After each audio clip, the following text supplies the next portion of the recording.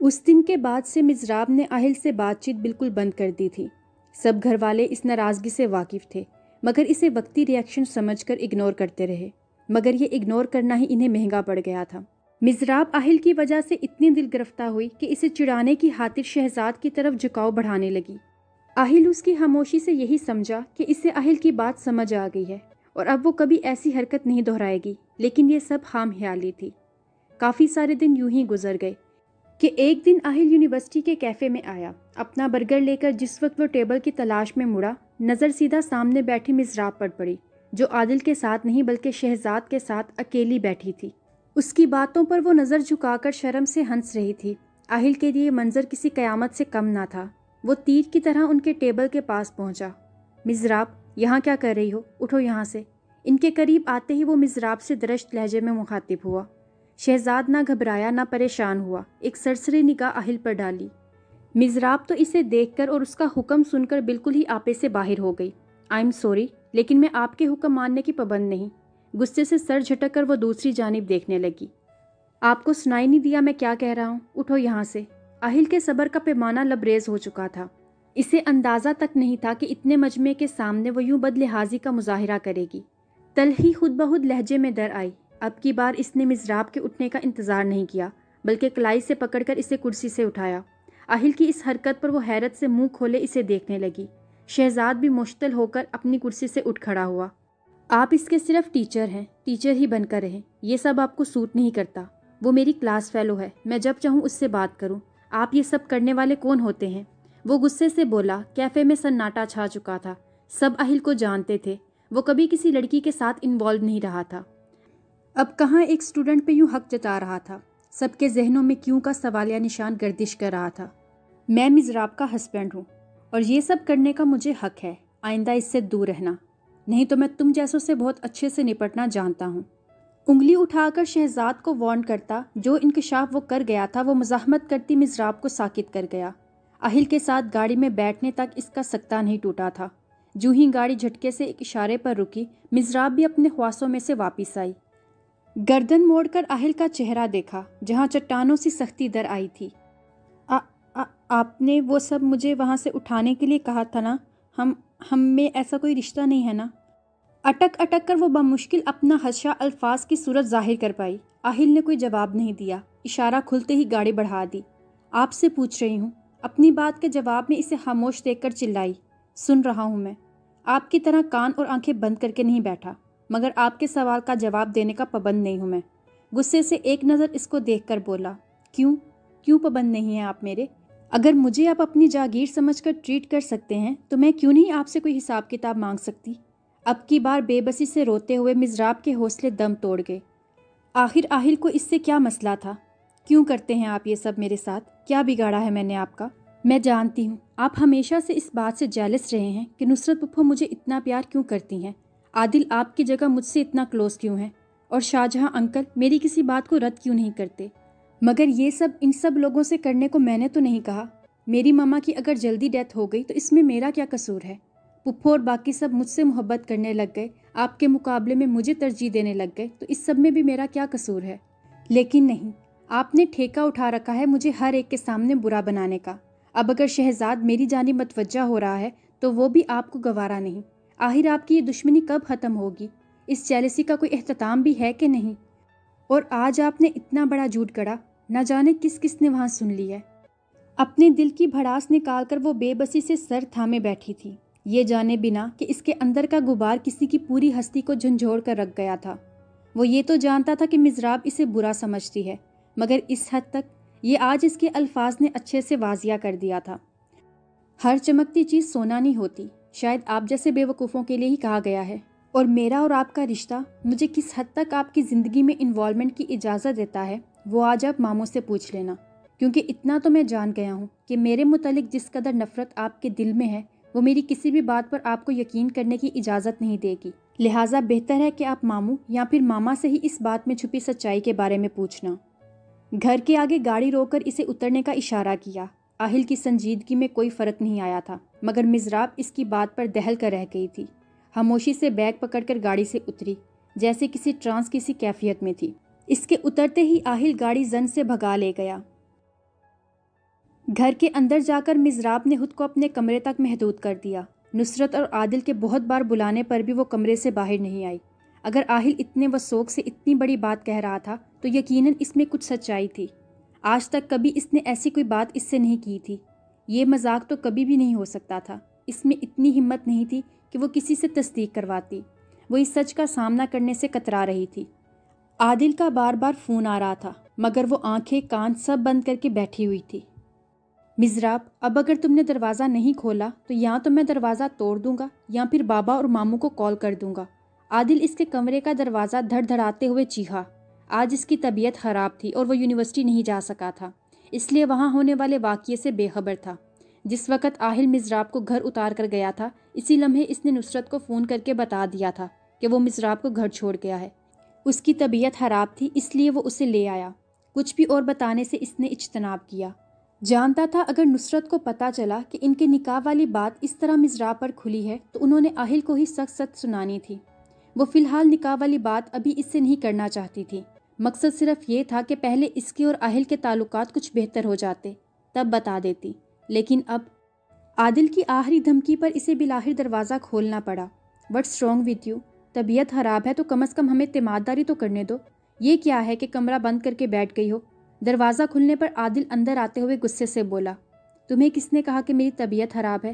اس کی بات پر وہ حیرت سے بولی، بھیا کا فون آیا تھا کہ تمہاری طبیعت ٹھیک نہیں ہے اور وہ تمہیں گھر چھوڑ کر آفس جا رہے ہیں۔ عادل کی بات پر اسے کچھ دیر پہلے کے واقعات یاد کر کے پھر سے غصہ آیا۔ ایک تو تمہارے یہ بھیا، جبڑے بینچ کر وہ غصے سے بولی، پپھو کہاں ہے؟ یکدم اس نے آر یا پار کا سوچتے نصرت کا پوچھا، کچن میں ہے اور تمہاری حرکتوں سے پریشان بھی ہیں۔ عادل اس کی سیڑھی کے ریک کے پاس جا کر انہیں الٹتے پلٹتے ہوئے بولا، کچھ سوچ کر وہ باہر کی جانب بڑھی۔ نصرت کے پورشن میں آ کر وہ کچن کی جانب بڑھی۔ السلام علیکم پپھو، محبت سے انہیں پیچھے سے جا کر خود سے لگاتے بولی۔ وعلیکم السلام، رہنے تو یہ منہ دکھاوے کی محبتیں۔ وہ اس کے ہاتھ پرے کرتے ہوئے خفگی سے بولی، کب سے پریشان کر رکھا ہے؟ ناراضگی جو کی تو تھی۔ برتن دھوتے ہوئے اسے دیکھنے سے اجتناب کر رہی تھی، جس کا مطلب تھا کہ سخت خفا ہیں۔ پپھو، آپ سے کچھ پوچھنا ہے۔ وہ نصرت کے رویے پر زیادہ غور نہیں کر سکی۔ انگلیاں چٹکھاتے سر جھکائے بولی، کیا بات ہے، پریشان ہو؟ کسی نے کچھ کہا؟ اس کے سنجیدہ لہجے پر انہوں نے بالآخر اس کی جانب دیکھا۔ پریشان سی لگی، جلدی سے نل بند کر کے ہاتھ صاف کیے۔ دل گھبرا گیا۔ بہت پریشان ہوں۔ اس نے پلکیں اٹھائیں، آنکھوں میں ہلکورے لیتے آنسو نصرت کا دل بے چین کر گئے۔ کیا ہوا میری جان؟ اس کے کندھوں پر ہاتھ رکھا۔ کیا میری اور آنسو نے گلے میں پھنس کے بولنے میں دقت پیدا کر دی۔ کہو بیٹا۔ اسے خاموش ہوتا دیکھ کر نصرت نے بولنے پر اکسایا، کیا میرا اور آہل کا نکاح ہو چکا ہے؟ بھائی کہتے کہتے بامشکل رکی۔ اب جب جان چکی تھی تو بھائی کہنے جیسی غلطی کیسے کرتی؟ تمہیں کس نے بتایا؟ نصرت بری طرح چونکی۔ آہل نے، کہتے ساتھ ہی ببک کر روئی۔ نصرت نے سر پکڑ لیا۔ یہ کیا کر دیا آہل نے؟ دل میں سوچا۔ پلیز پپھو، سچ سچ بتائیں، کچھ مت چھپائیے گا۔ ان کے ہاتھ پکڑے اس نے اصرار کیا۔ دیکھو بیٹا، وہ اسے اس انداز میں یہ حقیقت نہیں بتانا چاہتی تھی کہ وہ سب سے متنفر ہو جائے، اور انہیں لگ رہا تھا کہ اب ایسا ہی ہوگا۔ پلیز پپھو، جو بھی سچ ہے میں سننے کو تیار ہوں۔ وہ پھر سے رندھی ہوئی آواز میں بولی، بیٹا، جب تم 9 سال کی اور آہل 14 سال کا تھا تب ہم نے تم دونوں کا نکاح کر دیا تھا۔ یہ سنتے ہی مزراب نے قرب سے آنکھیں بند کیں۔ میں نہیں چاہتی تھی کہ میری پھولوں سی بیٹی کو میں کل کو کسی انجان شخص کو دے دوں، اور نہ ہی جہانگیر ایسا چاہتا تھا۔ تم تو تب اس رشتے کی اہمیت کو نہیں سمجھتی تھی، لیکن آہل سمجھدار تھا، جانتا تھا کہ یہ رشتہ کیا ہوتا ہے۔ اس کی مرضی سے ہم نے یہ سب کیا۔ دیکھو بیٹا، اس سب میں کوئی غلط مقصد نہیں تھا۔ انہیں سمجھ نہیں آ رہی تھی کہ وہ کس انداز میں اسے سمجھاتی کہ اس کا دل برا نہ ہوتا۔ ان کی تو مرضی پوچھ لی، اور میری کوئی حیثیت نہیں، میری مرضی کہاں گئی؟ وہ غصے سے بولی، نہیں بیٹا، یہ پلیز پپھو، مجھے کوئی جھوٹی تسلیاں مت دیں۔ مجھے افسوس ہو رہا ہے۔ میں سمجھتی تھی کہ میرے گھر والے پڑھے لکھے ہیں، عام ذہنیت کے لوگ نہیں ہیں، مگر آپ لوگوں نے وہی کیا جو یہاں کے شاید 90% ماں باپ کرتے ہیں، لڑکی کو بھیڑ بکریوں کی طرح ٹریٹ کرتے ہیں۔ میری اپنی کوئی مرضی نہیں، کوئی ویلیو نہیں۔ وہ دکھ سے بولی، اور غلط بھی نہیں تھا، اپنی جگہ اس کی سوچ بالکل درست تھی۔ یا اللہ، میں تمہیں کیسے سمجھاؤں؟ نصرت بے بسی کی انتہا پر تھی۔ کچھ مت سمجھائیے، سب سمجھ گئی ہوں۔ ان کے ہاتھوں کو اپنے کندھے سے جھٹکتے وہ غصے سے کچن سے باہر نکل گئی۔ کیا بکواس کی ہے تم نے مزراب کے ساتھ؟ نصرت نے اس کے نکلتے ہی آہل کو فون ملایا، اپنی بھڑاس اس پر نکالی۔ میں نے کچھ نہیں کہا، صرف حقیقت اسے بتائی ہے، اور وہ اب بچی نہیں ہے کہ ان باتوں کو سمجھ نہ سکے۔ آہل پہلے ہی تیار بیٹھا تھا، اسے امید تھی کہ وہ گھر جا کر نصرت پر پھٹ پڑے گی، اور وہی ہوا تھا۔ اس سب کی نوبت کیوں آئی؟ انہوں نے تفتیشی انداز میں پوچھا۔ وہ میں کسی کو بھی نہیں بتا سکتا، بس اس سب کو ایسے ہی کھلنا تھا، سو کھل گیا۔ اب یہ سوچیں کہ اسے کنونس کیسے کرنا ہے۔ وہ ان کی توجہ دوسری جانب دلا کر پہلی بات کو پوشیدہ کرتے ہوئے بولا۔ وہ نہیں چاہتا تھا کہ شہزاد اور مزراب سے متعلق کوئی بھی بات گھر کے کسی بندے تک پہنچے۔ وہ سب جو مزراب پر اندھا اعتماد کرتے ہیں، وہ لمحہ بھر میں چکنا چور ہو جائے گا۔ وہ تو یہ سب ہضم کر گیا تھا، کیونکہ وہ اس حقیقت کو اچھے سے سمجھتا تھا کہ مزراب ان کے نکاح سے بے خبر تھی، اور بے خبری میں اتنا مارجن دینا تو بنتا تھا، مگر وہ یہ سب گھر والوں کو نہیں سمجھا سکتا تھا۔ تو بیٹا ایک کام کرو نا، جتنی آسانی سے اسے یہ سب بتا دیا ہے، اسی طرح رخصتی بھی کروا لو۔ وہ طنزیہ لہجے میں بولی۔ پلیز ماما، اب آپ تو یہ سب نہ کریں۔ وہ ان کی بات پر جھنجھلایا۔ ایک تو بیوی اینٹ رہی تھی، اوپر سے ماں بھی ہری جھنڈی دکھا رہی تھی۔ بیچارہ مرد، وہ سوچ کر رہ گیا۔ میری تو کچھ سمجھ میں نہیں آ رہا، وہ تو اس قدر برا ریئیکشن دے کر گئی ہے، تمہارے بابا اور جہانگیر ہی اب سمجھائیں گے۔ وہ واقعی بری طرح پریشان تھی۔ چلیں دیکھتے ہیں وہ انہیں کیا تسلی دیتا، ابھی تو خود کو آنے والے دنوں کے لیے تیار کر رہا تھا۔ رات تک یہ بات سب کے علم میں آ چکی تھی کہ مزراب اس نکاح سے واقف ہو چکی ہے۔ اگر کوئی اور اس بات پر حیران تھا تو وہ مزراب کے علاوہ عادل تھا، مگر وہ مزراب کی نسبت بے حد خوش تھا۔ مزراب نے سب کا بائیکاٹ کر رکھا تھا۔ سارا دن وہ اپنے کمرے سے باہر نہیں آئی۔ معاملے کی گمبھیرتا کو دیکھتے ہوئے جہانگیر نے بھی باقی سب کو اسے چھیڑنے سے منع کیا۔ انہوں نے اس سے خود بات کرنے کا فیصلہ کیا۔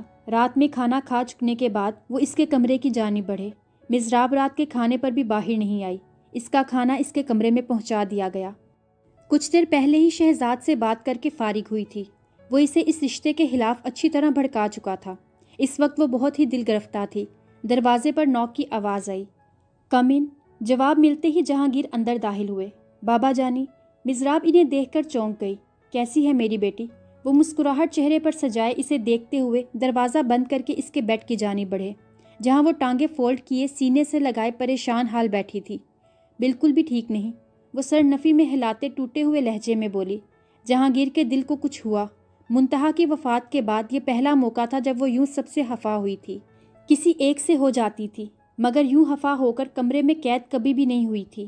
وہ خاموشی سے اس کے بیڈ پر بیٹھے۔ بیٹے، بہت سے فیصلے وقت اور حالات کے حساب سے کرنے پڑتے ہیں، انہوں نے تمہید باندھی۔ بابا جانی، ایسے کیا حالات آ گئے تھے؟ صرف 9 سال کی تھی میں۔ وہ اس بات کو تو منہ پر ہی نہیں لا رہی تھی کہ اسے بتایا کیوں نہیں گیا۔ ابھی تک وہ یہی دہرا رہی تھی کہ یہ نکاح کیوں ہوا۔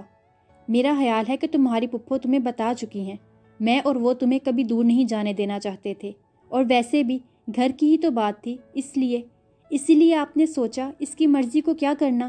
یہ بیٹی ہے، اور بیٹیوں کی مرضی کب کوئی پوچھتا ہے۔ ان کی بات کاٹ کر وہ تلخ لہجے میں بولی۔ مزراب۔ وہ بے اختیار اسے ٹوک گئے۔ ہاں نا، غلط کیا ہے اس میں؟ مجھے ہر طرح کی آزادی دینے کے بعد میری زندگی کا اتنا بڑا فیصلہ آپ لوگوں نے اپنی مرضی سے کیا۔ آپ میں اور ایک ان پڑھ ماں باپ میں کیا فرق رہ گیا؟ اس کے لہجے میں یہ ہٹ درمی اور گستاخی پہلے کبھی نہیں آئی تھی۔ اچھا ہوتا ان پڑھ ماں باپ کی طرح تم پر پابندیاں لگاتے، تو پھر لہجے میں یہ کرواہٹ نہ ہوتی۔ وہ پرتاسف نظروں سے اسے دیکھ کر بولے۔ میں یہ نکاح بہت پہلے کرنا چاہتا تھا، مگر نصرت اور جہانگیر نے مجھے روک دیا۔ انہوں نے کہا پہلے آپ یہ تسلی کر لیں کہ آہل مزراب کے لیے پوری طرح سے قابل ہے کہ نہیں، اور 14 سال کی عمر میں بچے کے طور طریقوں کا کافی حد تک اندازہ ہو جاتا ہے۔ آہل مجھے شروع سے ہی بے حد عزیز تھا۔ اس کی درست روش دیکھ کر میں نے یہ فیصلہ کیا۔ کیا ہمارا فیصلہ اتنا غلط ہے؟ کیا آہل اتنی ہی غلط چوائس ہے؟ کون سی ایسی بات ہے کہ تم اس رشتے پر یوں ریئیکٹ کر رہی ہو؟ آخر انہوں نے اس سے دو ٹوک بات کی۔ اگر وہ خود کوئی لحاظ ملحوظ نہیں رکھ رہی تھی تو اس کا مطلب تھا کہ اس سے کھل کر ہی بات کی جائے۔ بہت سے خدشے ان کے ذہن میں سر اٹھا رہے تھے، اور وہ دعا گو تھے کہ یہ خدشے محض خدشے ہی ثابت ہوں۔ میں نے یہ نہیں کہا کہ وہ برے ہیں یا کوئی غلط انسان ہے۔ جہانگیر کے دو ٹوک انداز پر وہ گھبرا کر بولی۔ اب ایسی کون سی حامی آہل کی نکالتی، کیونکہ وہ واقعی ان لڑکوں میں سے تھا جن میں ڈھونڈنے سے بھی کوئی حامی نظر نہ آئے۔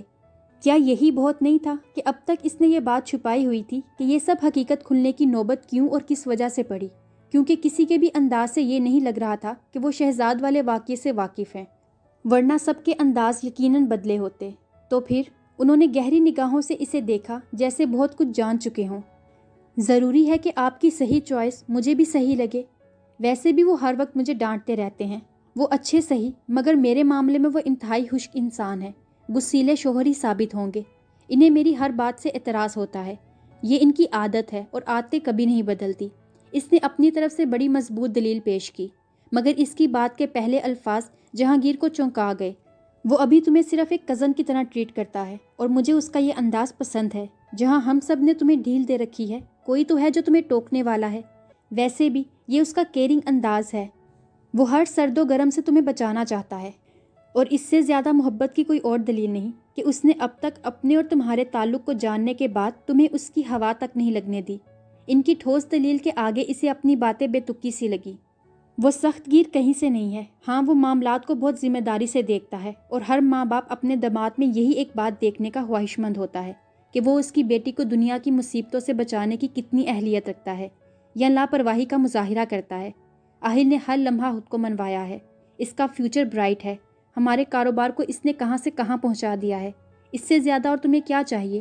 وہ اچنبے سے اسے دیکھ رہے تھے۔ وہ سب باتیں جو کبھی کوئی باپ اپنی بیٹی سے نہیں کرتا، اس کی حماقتوں کے سبب انہیں کرنا پڑ رہی تھیں۔ پھر بھی میں یہی کہوں گی کہ وہ میری چوائس نہیں ہے، وہ بے لچک لہجے میں بولی۔ مزراب، میں یہ سوچنا بھی نہیں چاہتا کہ میری بیٹی ہماری نرمی کا ناجائز فائدہ اٹھا کر کسی غیر کو جانے پہچانے بنا اپنی زندگی میں شامل کر چکی ہے۔ کٹیلی نگاہ اس پر ڈالتے وہ یہ سب الفاظ بمشکل اپنی زبان پر لائے۔ مزراب نے نظریں چرائی۔ جہانگیر اس کی حرکت پر شدید تکلیف سے دوچار ہوئے۔ بابا جانی، مجھے اس نکاح کا علم نہیں تھا، اور اگر ہوتا بھی تب بھی اہل میری چوائس نہیں ہو سکتے۔ میں کسی اور سے شادی کر لوں گی، ان سے نہیں۔ اٹک اٹک کر کہتے بھی وہ شہزاد کا نام نہیں لے پائی۔ نام بتاؤ۔ انہیں لگا ان کی آواز کسی گہری کھائی سے آئی ہو۔ ایسی حرکت کرنے پر بیٹیاں ماں باپ کو گہری کھائی میں ہی پھینک دیتی ہیں۔ پسند کرنا اور ہٹ درمی کا مظاہرہ کرنے میں زمین آسماں کا فرق ہوتا ہے، اور مزراب اس وقت صرف ہٹ درمی کا مظاہرہ کر رہی تھی۔ شہزاد میرا کلاس فیلو ہے۔ بابا جانی، یہ کوئی طوفانی عشق نہیں ہے، مگر وہ اچھا انسان ہے، بس اسی لیے۔ اسے سمجھ نہ آئی باپ کے سامنے یہ سب کہے۔ جو بھی تھا وہ کبھی اتنی بے باک نہیں رہی تھی، لیکن اس کی ضد اسے ہر اچھی عادت کو ترک کرنے کا کہہ رہی تھی، اور وہ کر رہی تھی۔ کتنا جانتی ہو اسے؟ 4 ماہ، 6 ماہ، 2 سال، 10 سال؟ وہ دکھ سے بولے۔ بابا جانی، ضروری نہیں کہ کسی اچھے انسان کو سالوں سے ہی جانا جائے، جو اچھا ہوتا ہے اس کا لمحوں میں پتہ چل جاتا ہے۔ جہانگیر اس کے بے دھڑک بلکہ کسی حد تک بے شرم انداز پر اسے دکھ سے دیکھنے لگے۔ یہ ان کی مزراب تو نہیں تھی، وہ کبھی ان سے اس انداز میں نہیں بولی تھی، کبھی یوں بحث نہیں کی تھی، اور جب بچے ماں باپ کے سامنے تن کر کھڑے ہو جائیں تو اس کے پیچھے کوئی نہ کوئی بھڑکانے والا ضرور ہوتا ہے۔ وہ بغیر دیکھے شہزاد کو پرکھ چکے تھے۔ اس وقت میرے پاس کچھ اور کہنے کو نہیں۔ وہ واقعی بے حد دل گرفتہ ہوئے تھے۔ مزید کچھ بھی کہنے اور سنے بنا وہ اس کے کمرے سے جا چکے تھے۔ مزراب کوشش کے باوجود انہیں روک نہ پائی۔ اگلے دن جہانگیر جھکے سر اور گردن سمیت بہن کو اپنی بیٹی کی کوتاہی بتا چکے تھے۔ مجھے معاف کر دیں آپا، شاید میری ہی بیٹی اس قابل نہیں تھی کہ آہل جیسے بندے کی زندگی کا حصہ بنتی۔ وہ نحیف آواز میں بولے۔ ایک ہی دن میں وہ برسوں کے بیمار لگ رہے تھے۔ نصرت سر پکڑے بیٹھی تھی۔ مجھے معاف کر دو، میری تربیت میں کوئی کوتاہی رہ گئی ہوگی، ورنہ مزراب ایسی تو نہیں تھی۔ انہیں آہل کی باتیں یاد آئیں۔ واقعی اپنی ماں کے علاوہ تربیت ہر کوئی نہیں کر سکتا۔ اگر ایسا ہوتا تو ماں کا درجہ اتنا بلند نہ ہوتا، اور کسی کی بھی اولاد کی تربیت کوئی بھی دوسری عورت بآسانی کر دیتی۔